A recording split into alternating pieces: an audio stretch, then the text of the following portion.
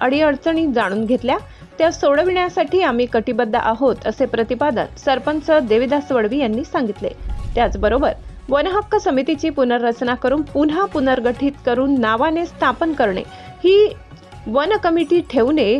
त्यावेळी ग्रामस्थांचे म्हणणे आहे की पहिली वन कमिटी ही चांगल्या प्रकारे कामकाज करत असल्याने नव्याने न गठीत करता पुन्हा तीच ठेवा असं ठामपणे नागरिकांचे म्हणणे आहे। वनहक्क समिती अध्यक्ष लक्ष्मण पुंडलिक पवार, सचिव शांताराम मनाजी गवडी, सदस्य मोहन गवडी, सय्याजी खंबाईत, हिरामण गावित, काळा भोये, संपत गांगुर्डे, भिका पिठे, हरिश्चंद्र जाधव, सयाजी पवार, सदस्य शोभाताई दळवी, सुशीला गांगुर्डे, फुलाबाई पवार, भीमाबाई गावित, मंदाबाई गायकवाड अशा एकूण 15 वनहक्क कमिटीची नेमणूक करण्यात आली। यावेळी ग्रामविकास अधिकारी के पवार, सरपंच देविदास दळवी, सदस्य एकनाथ गवडी, शिपाई रामदास गायकवाड, संगणक परिचालक हरिश्चंद्र गायकवाड, प्रकाश बागुल, संपत गांगुर्डे, गिरीश पवार, धनराज मोहन, चंदर जाधव, वसंत भोये, वसंत धुळे, पिंटू पवार आदी ग्रामस्थ, सदस्य, अंगणवाडी सेविका, महिला बचत गटाच्या महिला उपस्थित होत्या।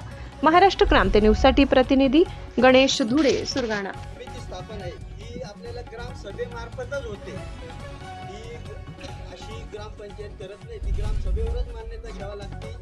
आणि जे आपल्या भाऊसाहेबांनी वाचन करून दाखवलेले होते, जे अध्यक्ष, सचिव आणि उर्वरित जे सदस्य आहेत, तर त्याविषयी जर तुम्हाला फेरबदल करण्याचा अधिकार ग्रामसभेलाच आहे। तुम्हाला मी आता सांगतो, कोणाची अडचण असू शकते, काय असू शकते, मुख्यतः त्याची रचना कशी। अशाच नवनवीन बातम्या पाहण्यासाठी आमच्या महाराष्ट्र क्रांती न्यूज या YouTube चॅनलला लाईक करा, सबस्क्राईब करा आणि बेल आयकॉनला प्रेस करा।